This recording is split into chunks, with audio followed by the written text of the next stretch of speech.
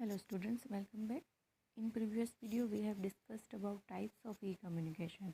उसके बारे में हमने सारे टाइप्स के बारे में डिस्कस कर लिया है. Now we are moving to the next topic which is illustration of e-communication. E-communication के कुछ illustration यहाँ पे दिए गए हैं. First illustration is quotation from contractors for different types of works to construct a new building of the school. यहाँ पे quotation दिया गया है म्यूनिसिपैलिटी की ओर से. जो कॉन्ट्रैक्टर ने कोटेशन भेजा होगा म्यूनिसिपैलिटी को, वो म्यूनिसिपैलिटी जो है वो उसको प्रेजेंट कर रही है. तो सबसे पहले पाटन म्यूनिसिपैलिटी ऐसा हेडिंग दिया है, उसके नीचे ई टेंडर करके सब हेडिंग दिया है.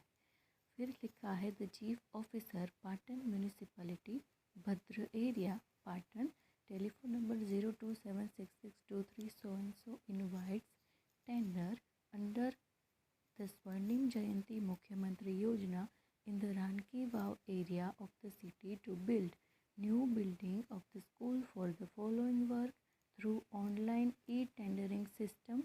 Quotation are invited from recognized contractors. E-tender is to be filled online website. फिर वेबसाइट का नाम दिया है. यहाँ पे जो है म्यूनिसिपैलिटी पाटन म्यूनिसिपैलिटी उन्होंने टेंडर मंगवाया था. कौन से एरिया में? भद्र एरिया पाटन, जो कि रानकी वाव के नज़दीक का एरिया है. अंडर द स्वर्णिम जयंती मुख्यमंत्री योजना के तहत उन्होंने एक स्कूल को की नई बिल्डिंग बनाने का जो है टेंडर कॉन्ट्रैक्टर के पास से मंगवाया है. यहाँ पे वो ई टेंडरिंग यानी कि ऑनलाइन इलेक्ट्रॉनिक मीडिया की मदद से टेंडर मंगवाने की प्रोसीजर इन लोगों ने की है. सो कोटेशन कुछ रिकॉग्नाइज्ड कॉन्ट्रैक्टर ने भेजा है. तो जो ई टेंडर है वो ऑनलाइन का फॉर्म भरा हुआ है. ऑनलाइन सारे जो ई टेंडर मंगवाए गए हैं कॉन्ट्रैक्टर की तरफ से, तो यहाँ पे वो प्रेजेंट किया है. फर्स्ट ऑफ ऑल एक बॉक्स बनाया हुआ है जिसमें ऑनलाइन जो एप्लीकेशन देने की या तो फॉर्म भरने की जो इन्फॉर्मेशन है सबसे पहले वो दी है. First is dates for filing online tender. Online tender file करने की डेट्स यहाँ पे दी है 17 मई 2017 00 आवर्स टू 31 मई 2017 18 आवर्स, यानी कि 17 मई से 31 मई तक कुछ जो डिसाइडेड आवर्स यहाँ पे दिए गए हैं उसी आवर्स में ऑनलाइन टेंडर का जो फॉर्म है वो फिलअप करना है. Second information is given last date of submission of copy of downloaded technical bid, tender fee, receipt of amount paid and another documents through RPAD और स्पीड पोस्ट और courier.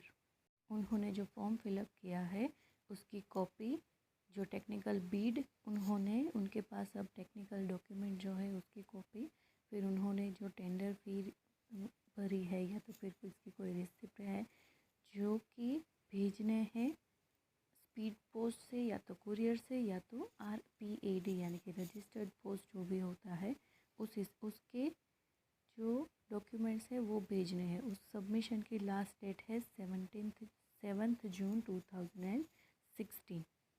Next दिया है time and venue to open downloaded technical bids online, यानी कि online जो भी beads है जो फॉर्मेट है उसको डाउनलोड करने का टाइम एंड वेन्यू.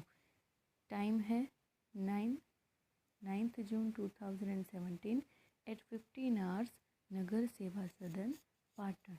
यहाँ पे time and venue to open downloaded technical bids online.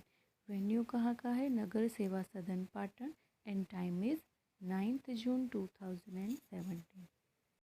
फिर दूसरा जो ब्रैकेट बनाया हुआ है, टेबल बनाया हुआ है, वो है सीरियल नंबर, फिर nature of work. Third column is for estimated amount, tender fee and earnest money, और लास्ट कॉलम है contractors and time limit. Contractors के नाम है और उसकी टाइम लिमिट दी गई है. उसमें फर्स्ट सीरियल नंबर में है construction of 12 rooms of school.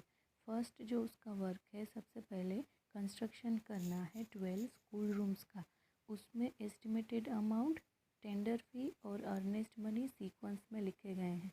Estimated amount है 56.78 लाख, टेंडर फ़ी है उसकी 2400 एंड अर्नेस्ट मनी है 56,780. Right. Contractors and time limit, यानी कि डी कॉन्ट्रैक्टर का नाम है और 6 मंथ्स के अंदर उनको 12 जो कंस्ट्रक्शन रूम है स्कूल्स के उसको कंस्ट्रक्ट करना है। Second work is paint work for 12 rooms of school, उसके बाद जो है उस रूम को पेंट करना है। उसकी एस्टिमेटेड अमाउंट है 6.78 लाख, टेंडर फी है 1400 एंड अर्नेस्ट मनी है 6780। वो कॉन्ट्रैक्टर का नाम है E1 और 1 एंड 2 मंथ्स में उस सारे 12 रूम्स को पेंट कर देना है। थर्ड वर्क इज़ 400 बेंचेस, फिर बेंचेस लगाने हैं जिसके एस्टिमेटेड अमाउंट है 26.75 lakh, tender fee is 1900 and earnest money is 26,750। The name of the contractor is D and time period is 3 month. Next fourth serial number में है power work in open land, यानी कि open land में है उनको power work करना है। उसका एस्टिमेटेड अमाउंट है 16.98 lakh, tender fee is 1500 and earnest money is 16,980। Contractor and time limit है उसका E1 और 15 डेज़ में उस कॉन्ट्रैक्टर E1 को ये काम कंप्लीट करना है। नीचे जो है एक्सप्लेनेशन दिया है, फर्स्ट पॉइंट है उसमें the amount of the tender for above mention work shall be paid by demand draft. ये सारे वर्क की जो अमाउंट है वो डिमांड ड्राफ्ट के थ्रू कॉन्ट्रैक्टर्स को पे की जाएगी। Earnest money, the amount for the above mention work EMD shall be deposited in a nationalised bank through bank FDR, यानी कि फिक्स डिपॉजिट रिसिप्ट से उनको जो है अर्नेस्ट मनी यानी कि जो स्टार्टिंग अमाउंट है वो उनको पे की जाएगी। Third point is municipality reserves the right to change the time place and date to open technical bid और प्राइस बिड। म्यूनिसिपैलिटी रिजर्व जो है वो अपने राइट से चेंज कर सकता है time place and date to open technical bid. अपने टेक्निकल बिड ओपन करवाने की टाइम प्लेस एंड चेंज वो चेंज कर सकता है। कौन? Municipality. Next is municipality reserve the right to reject और कैंसल एनी और all tenders without giving any cause. अगर म्यूनिसिपैलिटी चाहे तो वो उस कॉन्ट्रैक्ट को, उस राइट को, उस टेंडर को विदाउट एनी रीज़न दिए कैंसिल भी कर सकता है। The agency has to bear the expense of putting up boards and photographs 3 sets before work begins and after work is complete. जो एजेंसी है जिसका टेंडर म्यूनिसिपैलिटी पास करेगी उस एजेंसी को खुद से बियर करना पड़ेगा expense for photograph before work and after work is done. Photograph के 3 सेट उनको जमा करवाने होते हैं। Sixth is the third party inspection of the entire work of the above mention tender will be carried out by the agency recognized by the collector of Patan and payment will be made after receiving the third party report regarding the work। इसमें जो एक tender जिन्होंने दिया है वो contractor और जिसको दिया है जिन्होंने एक्सेप्ट किया है वो भी म्यूनिसिपैलिटी। अब इन दोनों के अलावा जो थर्ड पार्टी है वो ये सारे वर्क को क्या करेगी, इसका इंस्पेक्शन करेगी। उस इंस्पेक्शन का जो रिव्यू होगा, वो रिपोर्ट होगा, वो अगर वो जो एजेंसी होगी जो recognise by a collector of Patan होगी, उस हिसाब से थर्ड पार्टी जो है ये पूरे काम का इंस्पेक्शन करेगा और उसके रिव्यू के आधार पे जो है पेमेंट होगा। किसको? कॉन्ट्रैक्टर को, जिनको ये टेंडर जिसका पास किया है उसका। So the third party inspection of the entire work of the above mention tender will be carried out. Next में 4 लोगों की साइन है। First of all R.H. Patel जो कि बोला गया है चीफ ऑफिसर है। उसके बाद है M.B. Shah who is the chairman and executive committee Patan municipality. उसके बाद है Sanjay Jani who is the vice president of Patan municipality and last is Ichhaben Vaghela who is the president of Patan municipality. तो ये था illustration of quotation from contractors for different types of work to construct a new building of the school। तो ये है उसका format. Generally इस format में जो है वो टेंडर पास किया जाता है, लिखा जाता है, म्यूनिसिपैलिटी को भेजा जाता है, राइट। सो इसको आप अपनी नीड के हिसाब से थोड़ा सा चेंजेस भी कर सकते हैं। नेक्स्ट टॉपिक है हमारा which is based of the example of E governance. First of all heading है knowledge consortium of Gujarat opposite PRL between LDCE and Girls Polytechnic Ahmedabad Chief Minister Scholarship Scheme। KCG जो है knowledge consortium of Gujarat, जो scholarship scheme के बारे में e governance पास कर रहे हैं, उसका लीगल नोटिस यानी कि लीगल इन्फॉर्मेशन सबको प्रोवाइड कर रहे हैं। तो ये उसका एग्जाम्पल है। During the year 2016 and 17 under the Chief Minister's Scholarship Scheme, the students who are academically strong but economically needy and who have cleared 12th science or general stream for the school located in Gujarat and affiliated to the recognized board, and students who were found eligible were given scholarship to pursue their graduation study।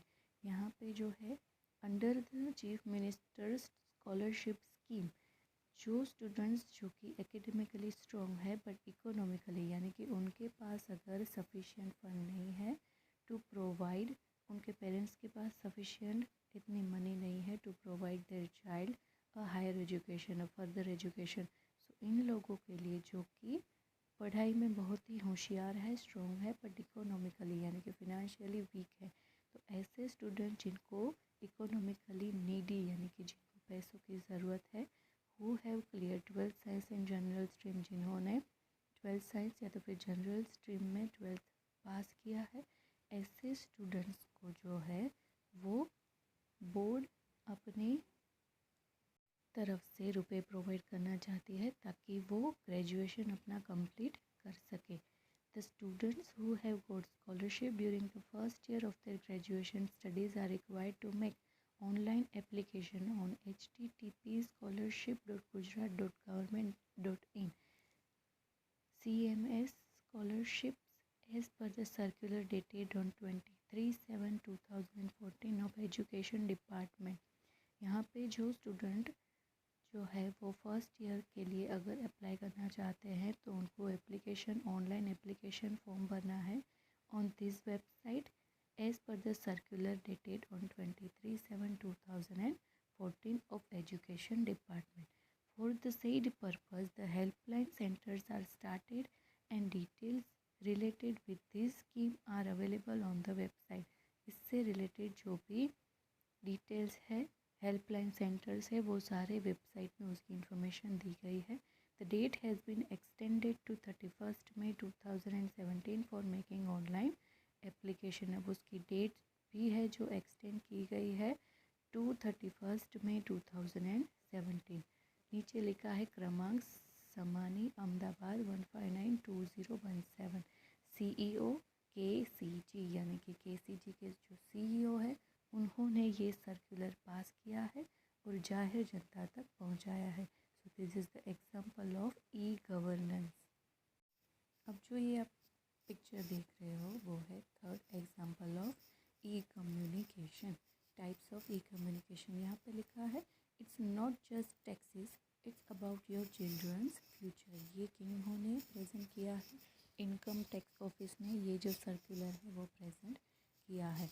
वहाँ पे students की drawing है, जो school जाते हुए बच्चे का drawing यहाँ पे दर्शाया गया है कि स्कूल जाना है। और it not just taxes, it's about your children's future, यानी कि ये सिर्फ टैक्स नहीं है, ये आपके चिल्ड्रन का फ्यूचर है। फिर बड़े से अक्षरों में लिखा है today 50th September 2016 is the last date to pay your second instalment of advance tax. आज की जो डेट है वो लास्ट डेट है to pay second instalment of advance tax. फिर दो पैराग्राफ में लिखा है छोटे छोटे अक्षरों में, दो टेबल्स में इंफॉर्मेशन है। दूसरे जो दो टेबल है वो डेट है और अमाउंट कितनी पे करनी है उसके बारे में इंफॉर्मेशन दी गई है।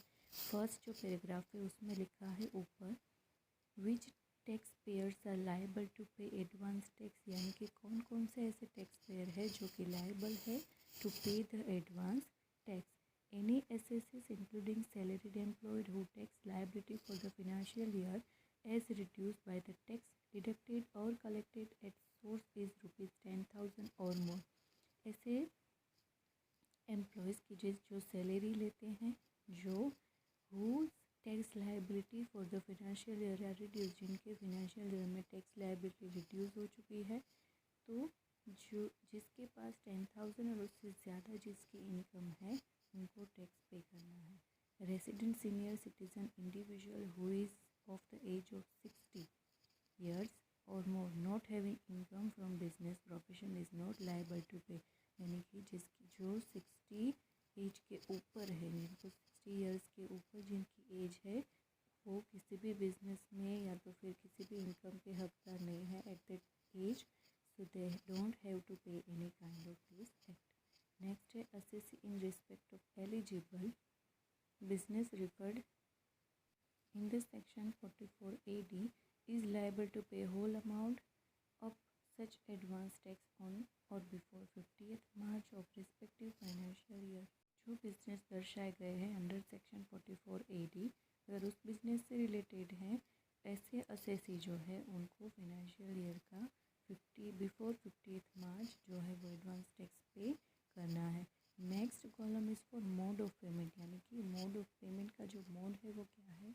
E payment is mandatory for all corporates and all those assessee whose accounts are required to be audited under section 44AB of the income tax act, यानी कि ई पेमेंट यानी कि इलेक्ट्रॉनिक पेमेंट करना है जिनके अकाउंट्स ऑलरेडी ऑडिट हो चुके हैं। E-payment is convenient for other taxpayer also as it ensure correct credit based on data uploaded by the taxpayer। ये जो है ई पेमेंट वो ज़्यादा कन्वीनियंट है फॉर द टैक्स पेयर्स, क्योंकि डेटा जो है वो अपलोडेड हो रहा है उनके बैंक अकाउंट में। Fill up PAN correctly to ensure credit of taxes paid, PAN card number है जो कि टैक्स पे करने के लिए ज़रूरी है, सो पान कार्ड नंबर जो है वो करेक्टली डालना है to ensure credit of tax paid. Next जो है वो schedule of payment of advance tax है, यहाँ पे शेड्यूल दिया गया है। First is on before 50th September 2017 an amount should be paid 45% of the advance tax payable, जितने टैक्स पे करना है उनके 45% इस डेट के बिफोर पे करना है। Second is on before 50th of December 2016 75% of the advance tax payable, यानी कि इस डेट तक 75% जो है वो पे हो जाना चाहिए। ऑन और before 50th March 2017 100% advance tax payable, यानी कि इस डेट तक पूरे टैक्स की अमाउंट जो है वो पे हो जानी चाहिए। तो यहाँ पे शेड्यूल दिया गया है, नीचे लिखा है consequences of short or non payment of advance tax. Short or non payment of deferment of payment of advance tax will result in levy of interest. अगर टाइम पे जो है इनकम टैक्स पे नहीं कर पाए हैं तो उसके ऊपर एज अ पेनल्टी इंटरेस्ट भी पे करना पड़ेगा। लेफ्ट हैंड साइड में ब्रैकेट करके visit www.incometaxindia.government.in for location authorised bank branches, challan forms, e payment, challan status inquiry, ये सारी इन्फॉर्मेशन दी गई है वेबसाइट की। बीच में लोगो दिया है इनकम टैक्स डिपार्टमेंट का और लिखा है www.incometaxindia.government.in और साइड में @income tax india करके लोगो दिया गया है। तो this is the third example of e communication, third illustration of e communication legal, जो गवर्नेंस बोलते हैं ई गवर्नेंस उसका। नाउ जो आपकी स्क्रीन पे दिख रहा है वो ये चैप्टर यहाँ पे कंप्लीट हो रहा है और ये सारे क्वेश्चन आंसर आपको अपनी नोटबुक में लिखने हैं। MCQ 1 sentence, short questions and detail में जो है डू एज डायरेक्टेड वो।